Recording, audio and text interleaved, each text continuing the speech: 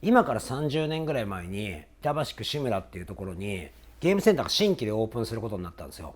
でそのゲームセンターを今度オープンしますよっていう、まだお店が全然完成してない状態の時に見かけて、オープニングスタッフで申し込んでみようかなと思って面接受けたのがきっかけです。当時、19歳でした。人を集めて楽しむっていうのがもともと僕大好きだったんで、松田さんはどんどん話しかけてくれて、すごいニュートンに行きやすくなったみたいなことを常連さんになって何年か経ってから言われることがめちゃくちゃ多かったんで、もともと客商売向いてたのかなっていうふうに思います。結果が全てじゃないですか、こういう業界って。なんでそうですね、売り上げをやっぱどんどんどんどん伸ばしていって、そこで本腰据えてやる気はないかっていう話をオーナーからいただいて、そうですね、もう結構早い3年とかで店長になりました。格ゲー全盛期だったんで、格闘ゲームは全部流行ってました。スト2もう最終作品って言われてる X、 もう今でも遊んでる人いるぐらい、でも当時もすごい熱狂でしたし、 SNK のゲームなんかももともと基盤が安かったので、どこに行ってもどこのゲームセンターに行っても入ってるって感じで、サムライスピリッツとか竜子の剣、画廊スペシャル、キングオブファイターズなんかはもうとにかく流行ってましたね。インカムの話をしていいかどうかわからないんですけど、本当今の10倍ぐらいは全部のゲーム機がそれぐらい活気があって、今みたいにコミュニティっていうことはなかったんですけど、今考えるとあれコミュニティだよなって僕が思えるようなのがもう各ゲームに存在していました。今ってものすごい営業努力してるんですけど、今と違ってもうほっとけばお客さんが来るっていう状態でした。だからどのゲームにも数人間違えるのがもう当たり前で、まずお店入って客が少ないなって思うことがもうほぼないような状態でしたね。やっぱ格闘ゲームがとにかく本当にブームだったんで、今の若い子たちでは想像もできないような状態でした、ゲームセンターが。だからもう本当にちっちゃいお店でももう20人30人常にいて、今でいうとゲーム大会の日しか見れないような光景が毎日平日でも行われてましたね。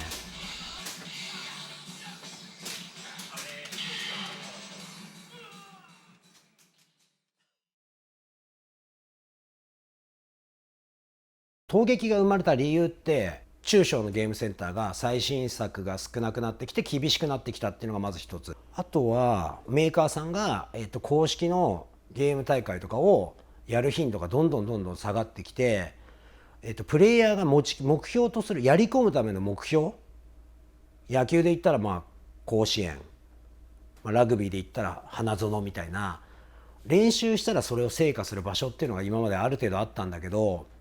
それがゲーマーにとっての目標が結構ない時期が続いてきた。だったら自分たちで作ろうって言って、中小のゲームセンターのオーナーの皆さんと話し合って作ったっていうのが、経緯です。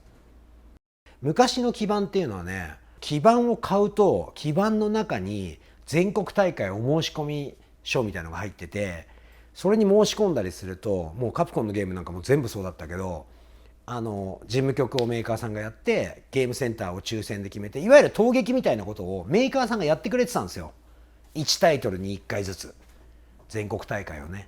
でもそういうのもやっぱり予算がかかるじゃないですか。ゲーム大会1回やるって言っても規模が小さくても数千万円かかってしまうので、そこに予算を割けなくなったかわからないんですけど、ゲーム大会を公式メーカーがやらなくなったっていうのと、家庭用ゲームのスペックの良さとか携帯ゲームの普及っていうことが大きいと思いますよ。やっぱりみんなゲーセン行かなくていいんだっていう流れで、今までコミュニティ守ってたイベンターの人たちが家庭用ゲームでイベントをするようになっていった、その辺でかいですね。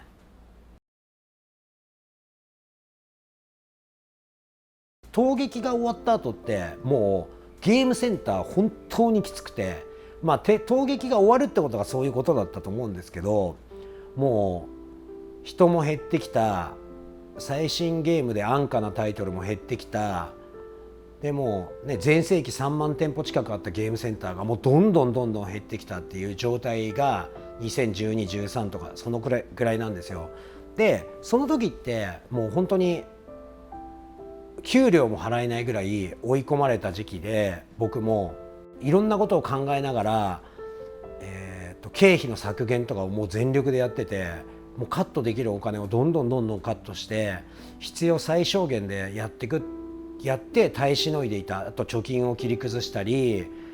アルバイトの時給をごめんなさいしてちょっと安くしたり、もう本当とにかくいろんなことやれること全部やってたっていうのが耐えしのいでたって意味なんですけど、で本当にその頃ぐらい2012、13ぐらいがそんな状態がずっと続いていて、もうこれあと半年1年続いたらもう無理だなっていう、俺が閉店を決意したぐらいのタイミングから、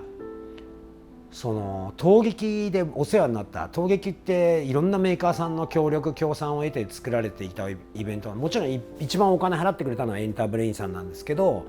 でもやっぱメーカーさんの協力なくてはならないイベントだったんで、その時にいろんなメーカーさんとものすごい一緒に仕事をして仲良くなって、横のつながりがものすごいできたんですよ。その時に今でいう e スポーツブームのちょっとした流れみたいのがちょろちょろ来だしてて、松田さんうちの公式イベントをちょっと面倒見てもらえませんかみたいな話が何個か来るようになって、それって昔だったらお金とか発生しないような仕事として僕はいっぱい手伝ってたんですよ。そのぐらいだったら手伝いますよって言って。でももう仕事としてしっかりとオファーされるようになってきたのが大体その2013、14あたりなんですよ。だからそっから現状までもういろんなその e スポーツブームと一緒にお店の立て直しを頑張ってこれたんですけど、ただ現状やっぱお店ゲームセンターの売り上げだけで今維持できてるって胸張って言える状態ではないです。だからちょうどやっぱね、ゲームセンター衰退と e スポーツブームの台頭って割とタイムラグあんまないんですよ。2年とか3年ぐらいしか。だからそこ耐えきれてればなんとかなったんじゃないかなってオペレーター実はいますね。ゲームセンターがきつくて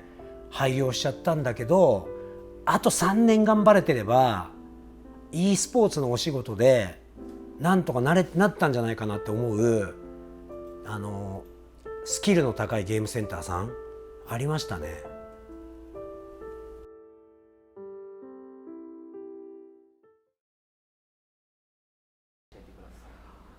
理由難しいですね。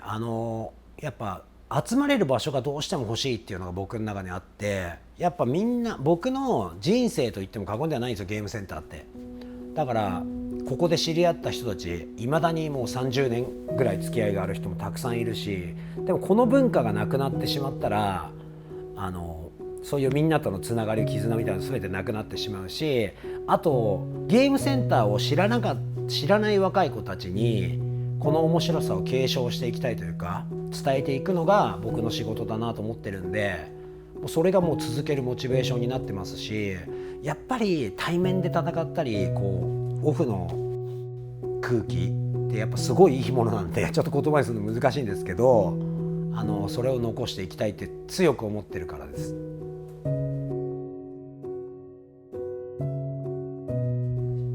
僕夢とかあんまないんですけど、とりあえずもう現状を、継続させるのが夢ですかね。ゲームセンターがなくならない、あとは陶芸を復活させようと思ってるんで、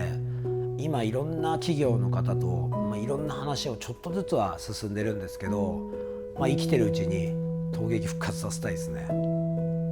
あの空気を知らない人たちに見せてあげたいっていうのが大きいかな。あと出た人みんなに言われるんですけど、やっぱもうあれは唯一無二だっていう、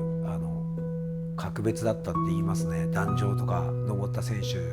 と後で飯食ったり、何年後かにいろんな話したり、今プロゲーマーになっちゃったけどね、和信君とか戸倉君とか、それこそ梅原時戸とか、もういっぱい陶芸で活躍してた人って今プロゲーマーじゃないですか、みんな。根本とかもそうだし、でやっぱ陶芸はやっぱ僕の人生の中でもすごい意味あったって言ってくれる人多いんで、だったらみんなにそこまでね愛されたイベント、2012年なんかはちょっと野外でやっていろんな問題とかも起きましたけど、一応陶芸という括りの中ではいい思い出として残ってる人がこれだけ多いんだったら、やっぱり何とかしてやりたいなっていうのが今でも夢ではありますね。今コロナで特にそれどころじゃねえよって感じなんですけど、でも本当にそれはずっと思ってますね。